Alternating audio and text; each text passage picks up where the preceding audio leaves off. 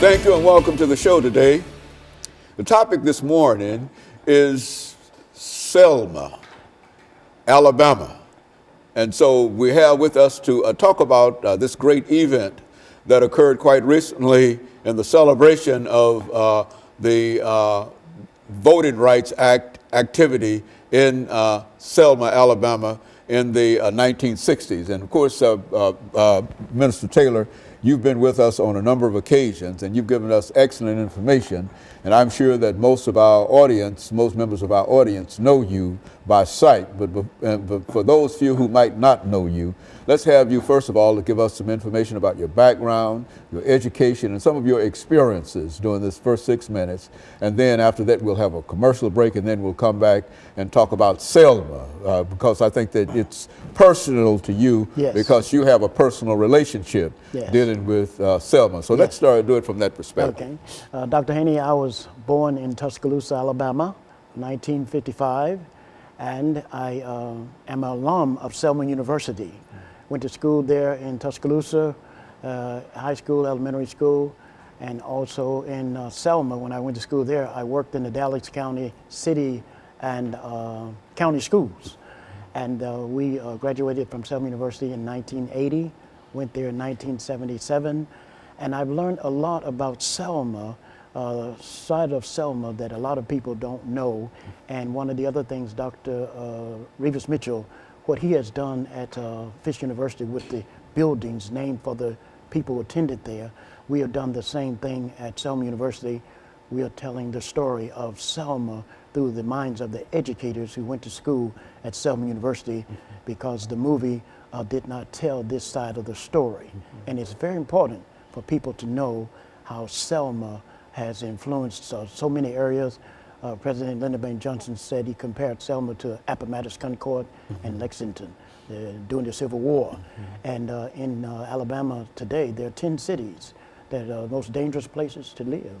And you can trace that back to Selma, because Selma has been the epicenter for a lot of things that are going on in Alabama. And I'm most passionate about having an opportunity to highlight Tony Chestnut's book, Black in Selma. Dr. J. Robert Bradley sang at Selma University in May 31st, 1966. And so the history is rich, and the people need to know, the young people need to know about all aspects of Selma, what going into making it what it is today. Okay, well, first let's get into some of the information in reference to the what you believe to be the historical information that you want to bring us in reference to. Start us off at what you consider to be the very, very beginning that would eventually lead 50 years later to a celebration that we had in Selma. Some information in reference to how we got there. Okay. Well, you know, that in Tony Chestnut's book, I remember the area where they decided to go to Birmingham to seek out Dr. MLK Jr. to talk to him about using Selma as a city to launch the voters' right, you know, in Selma. And so that's what they did, brought him there. And also, Dr. Haney, I have to use this time to share that there were people who were helped by the Selma movement, and there were people who were hurt by it. And so we are highlighting all aspects of it as much as possible. Tony Chestnut's mother, Auntie, said that after the Civil Rights Movement left Selma, that it took a whole year for the kids to learn how to concentrate in the classroom again. And that's very important. And in Selma, that directly, you know, influenced my family in our developmental process of learning, you know, and there are a lot of things that happen in Selma that have influenced people who were in those classrooms that they don't even know how to put into words today. And so historically, I'm speaking from the educational perspective, the Common Core. You know, there is a Common Core that I have in Selma with those who went through various experiences during the time in the classroom in Selma. So Selma was a difficult time for African Americans, period, which is to say that it was not that much different throughout the southern parts of the United States in a real sense, but it really sort of was a traumatic time to live and be black in Selma. Is that what you're saying? Most definitely. And in Dr. T.J. Jemisin's book, his life story, it says it compares Selma to apartheid in South Africa back in the 60s and 50s. You know, that's in his book too. And so when Dr. Martin Luther King and others went there, they had to face a real entrenched kind of bigotry and racism and et cetera. And this is what they had to overcome. And this is the story in a real sense of the ability to overcome that. This is the story of the celebration in a real sense of 50 years later. Is that what we're saying? Well, I would say it is a celebration, but I won't say that they have overcome. Right. Okay, very good. And so we're going to take this first commercial break. Okay. And we'll be back with our audience following this very, very short commercial break.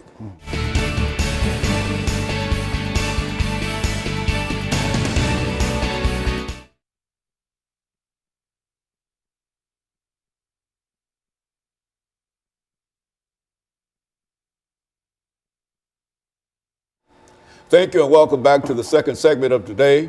We're talking to Minister Gregory Taylor from Selma, Alabama itself.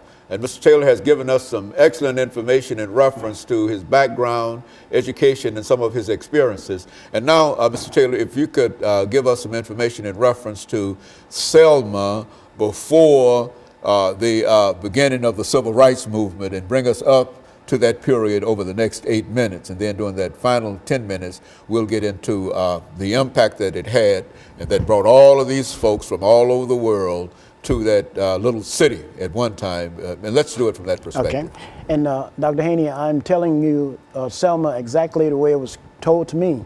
The late Dr. O.S. Harvey, who was pastor of First Baptist Church in Northport, Alabama, used to always tell us that in Selma, making reference to the school, Selma University, and I told Tony Chestnut when I was reading his book, Black in Selma, that I would always count on him to tell me the story of Selma.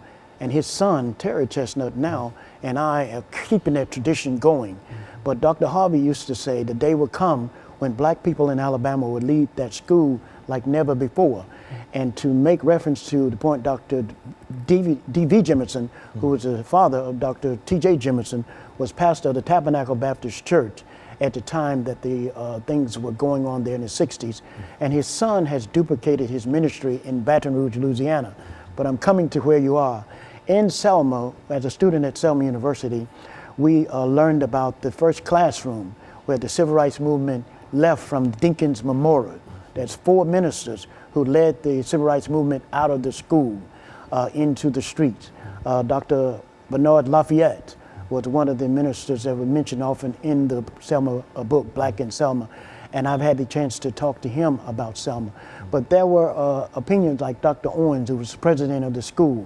I have a history of the other side where they were saying to the protesters, you have to check yourself when you're going out protesting one day and then the next day you're going to these businesses asking them for money, you know. And I'm getting at the point here, there have been several 50th anniversaries. The 50th anniversary of the March on Washington, the 50th anniversary of the voters' right, the 50th anniversary of Brown versus Board of Education. And a lot of people don't know when it comes to education, I can't help but to think about May 17, 1954, which should have been our first national education holiday, not the MLK holiday. A lot of people don't know that. So it is important for us to educate them on all aspects of Selma. And Selma is like an epicenter, like an earthquake. It's the epicenter of a lot of things that are going on in Alabama right today. There are 10 cities that are the most dangerous place to live. Selma was also like the tree ring in a tree. You know, when a tree is cut down, you can look at the circles around it and you can tell the conditions, the sunlight, the water, and all of that that the tree got. And so there's the same situation in Selma. And in the book, Black in Selma, there were civil rights activists who went into the homes of African Americans males and humiliated them in front of their families because they didn't embrace the method by which they were going about getting their rights. You know, they got all of the rights. I don't have the emotions of the 60s era, so I'm not enthused about the civil rights 50th anniversary because what happened, we lost our property as a result of the infighting. We lost our interpersonal communication skills. My mother and sisters and people who have seen my writing know I can't write. I'm a scribbler. They know this, but I identified on March 8th that our interpersonal communication skills prevented them from being able to teach me basic reading, write, and arithmetic because they lost the interpersonal communication skills. Protest, psychosis set in, and the interpersonal communication skills went into remission. And then we lost a brother. And a lot of people are uncomfortable with this, but I have the research to prove it, found it in Australia to show that my mother was carrying the son before me, that the voice of the civil rights leader, which she was keeping up with, was responsible for his at electus intracranial hemorrhage. So for me, there is nothing to celebrate about the 50th anniversary of the march until we are able to examine all aspects of it and give these kids the whole true picture so that they will be balanced today as they approach their education and get understanding of themselves. The future of education is focusing today in the area of biomedical communication and good customer service.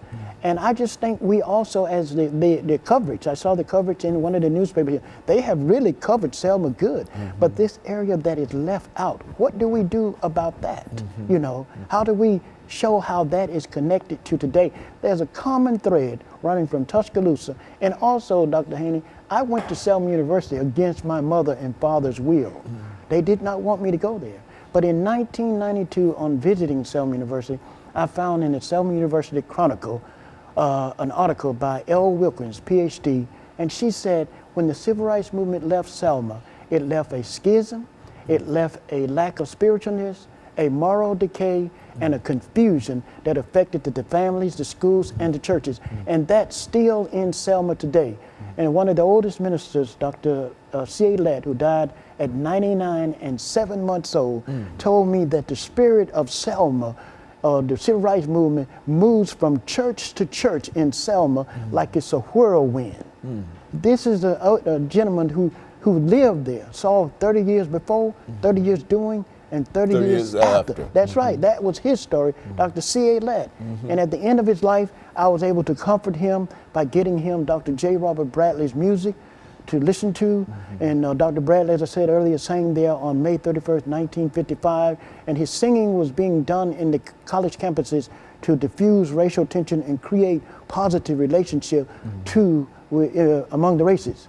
And what troubles me, Dr. Haney, it seemed to me this side, no one wants to be known. They don't want people to hear. Yeah, that side of Selma. It didn't all start with walking across the bridge. That's right. But the thing about it, though, Brother Taylor, is that the walking across the bridge and the reaction to walking across the bridge sort of demonstrated in a silent way what must have happened for folks to get out on a bridge and to be confronted by the authorities and to give, in a real sense, to even challenge the authorities. Something had to happen to propel that. Excellent point. And this is one of the things I talked to one of my elders that's from Selma University about. Congressman John Lewis is perpetuating this idea about MLK, the father of the new America. That's not true. MLK is not the father of the new America, and that stuff that they've been perpetuating. I never forget, a chief of police in Atlanta told me that if the civil rights movement was an anchor, that's negative. If it was a rudder, that's positive. But what it appears to me today, after witnessing that 50th anniversary down there, it appears that they've been perpetuating it as a rudder, but it's really they had in mind for it to be an anchor. And now it has missed the opportunity to be an anchor and a rudder. And so what we're going to do, Mr. Taylor, is to take this first commercial break, and we'll be back with our audience following this very, very short commercial break.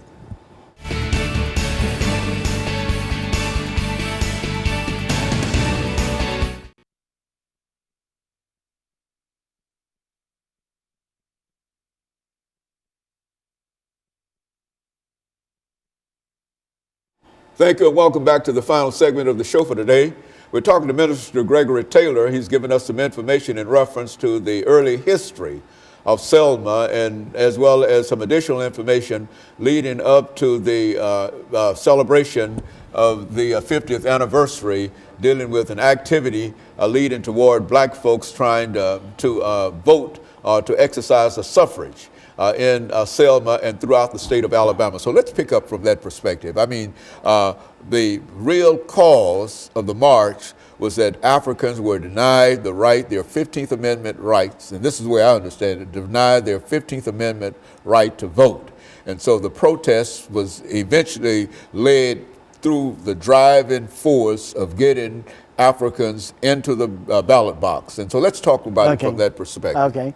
Dr. Haney, first of all, I was delighted to see President Obama there. I believe he's the first sitting president to actually speak from the bridge. A lot of the others were vice presidents who had always gone down.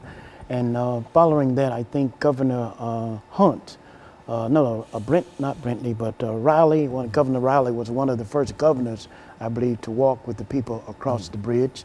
And I have always watched that bridge ceremony very closely. And I remember one of the times when I first saw Dr. Harold Carter walking across the bridge. He's one of the sons of Selma and that type of thing. But seeing President Obama there, it was very encouraging to me to help us to get past that period. Randy Williams on WHPP radio in Selma, he has a quote to say around Selma that say they still on the bridge. You know, it's something about the bridge. I even had one preacher one time, we had a different of opinion one time, and he sent me a postcard with a picture of the Edmunds Pettus Bridge on it, you know. And I sent him a postcard back of Chief Red Cloud of the Guadalupe Indians. But anyway, the point is, it's a great history. President Johnson said, compared it to Appomattox, Concord, and Lexington. And that's the most, depressing time in April and all of the Civil War.